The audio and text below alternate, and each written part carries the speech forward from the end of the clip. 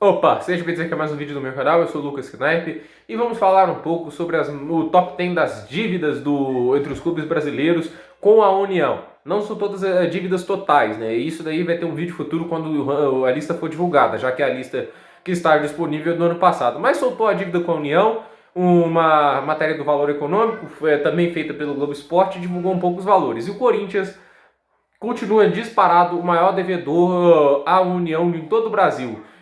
Maior, assim, o segundo colocado, que é o Atlético Mineiro, está com 350 milhões de dívida e o Corinthians está com 770 milhões. A lista se estende também a Vasco da Gama, a Internacional, a Fluminense, a Botafogo e, é claro, ao Palmeiras. Mas o fato é que o Corinthians é disparado mal devedor. Isso é aqui um vídeo meio que um alerta do que esse caminho pode levar. Obviamente, isso as pessoas vão falar assim que essa dívida não quer significar muita coisa, porque o Cruzeiro falou com muito pouco. Então a situação é diferente. Não é tanto assim. Primeiro vamos explicar a dívida do sentido que é, porque 700 milhões não é a dívida total do Corinthians, né? Os 770 milhões.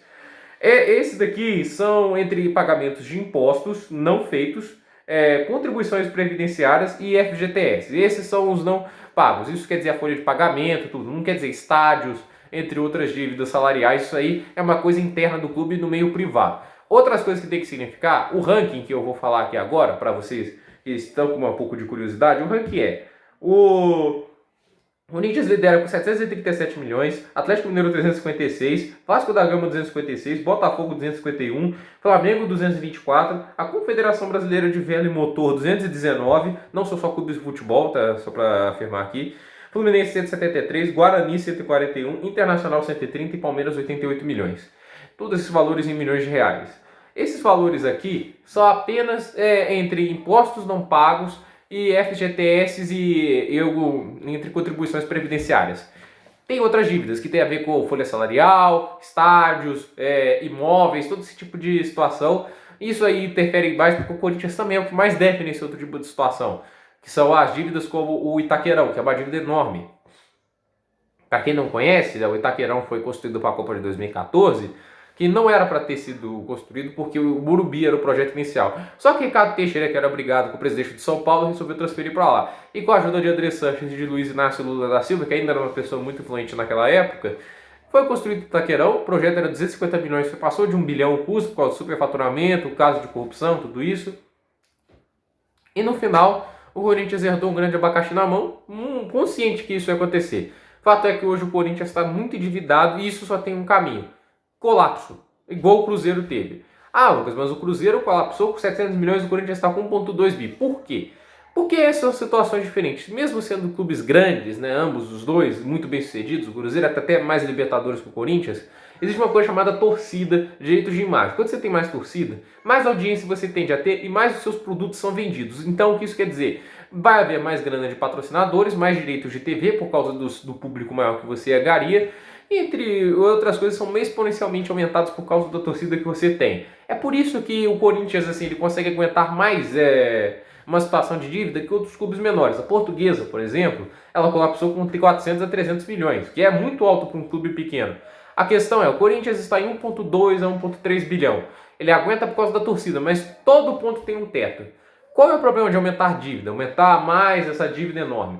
O problema de aumentar é que os juros delas vão ficar cada vez maiores. O Corinthians, o que ele está fazendo? Ele está pagando juros de dívidas com outros empréstimos, já que eles não fecham as contas. Ano passado, o Corinthians teve um prejuízo de 130 milhões de reais. Por que são esses 130 milhões de reais? O André Sanches fez uma planilha financeira toda cagada, essa palavra mesmo, cagada, falando que assim, planejando venda de jogadores, coisa que você não coloca em planilha financeira, porque você não sabe se vai ter ofertas ou não, colocando compras de jogadores, tudo isso. Ele fez compras muito caras, mais do que ele planejou para comprar, vendeu jogadores por muito menos do que ele planejaria. Ele fez uma meta de bilheteria parecido com a da Juventus, com o mesmo número de espectadores que a Juventus tem em seu estádio. Sendo que a Juventus é um clube muito maior em questões de público, né? Lá na Europa, é claro, né? Tem fãs por toda a Europa, tudo isso.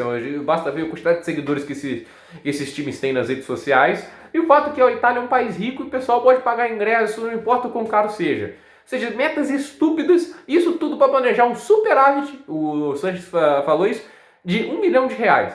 Sendo que uma empresa, como qualquer tipo de futebol devia ser, devia buscar o maior lucro possível. Essa é a grande verdade.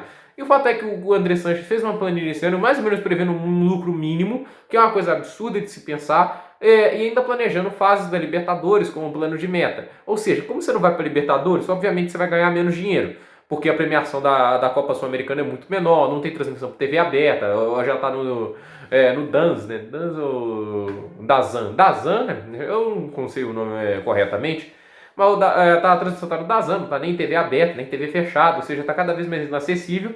Então esse tipo de premiação vai diminuir. Então o Corinthians vai ter uma balança financeira cada vez mais deficitária. Isso é um problema grave. O Corinthians vai ter que tirar mais empréstimos para juros. Quanto maior o valor do empréstimo que você tira, maior são os juros. E o fato de você não estar pagando os antigos empréstimos, os juros vão ficar maiores porque você é um mau devedor e não tem segurança que você vai pagar. Quando você tem segurança do que seu cliente paga, você diminui os juros. Aí ele paga mais rápido, os dois saem ganhando mais rápido. Mas os juros mais altos são uma garantia caso o clube entre em colapso. A grande verdade é, o Corinthians não está pagando dívidas e está se tornando um clube cada vez mais deficitário e menos saudável financeiramente. E tem pouco tempo para consertar. As pessoas podem achar assim que o Corinthians vai ficar nessa maré sempre. Nunca fica sempre, gente. Você pode chutar o balde quanto você quiser, mas uma hora você vai chegar até a parede. Aí não vai ter para onde chutar.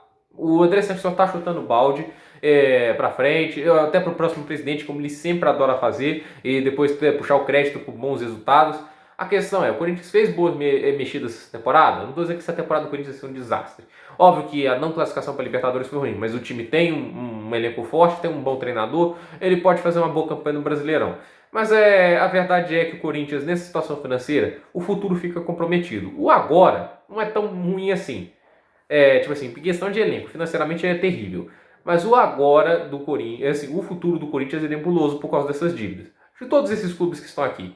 E só para confirmar uma informação, esse dinheiro, vai lembrar que é coisa de... Você vê que o Palmeiras só com 88 milhões, ele está muito perto também de times como Botafogo, Cruzeiro, porque a dívida deles está em bancos privados. Dívidas com entidades privadas não são colocadas nessa lista. Então, o Corinthians pode ter dívidas nesse tipo de sentido que a gente não saiba. E a gente vê que é o time de pior saúde fiscal do Brasil. Exceção Cruzeiro, porque é um caso hoje, a parte muito mais incompetente que a do Corinthians. A grande verdade é, responsabilidade fiscal te leva longe por muito tempo. São assim que clubes da Europa fazem e são assim que clubes do Brasil deviam fazer. A verdade é que se ficar nesse caminho aí, de ficar fazendo prejuízo, na esperança que uma hora vai fechar as contas, não vai dar certo. E a verdade é que o Corinthians, esse tipo de método de gestão, graças a Deus, está com os dias contados. Tem prazo de validade. E o fato é que o Corinthians é uma montanha-russa por causa disso, porque fica gastando e tem que pagar a conta uma hora, aí o time fica mais fraco. A verdade é que tem uma hora que quando pagar a conta do jeito que ela tá, o Corinthians vai ter que vender tanta gente que pode cair para a Série B e ficar lá um tempo. É o que aconteceu com o Cruzeiro. Por isso os times têm que ter responsabilidade fiscal.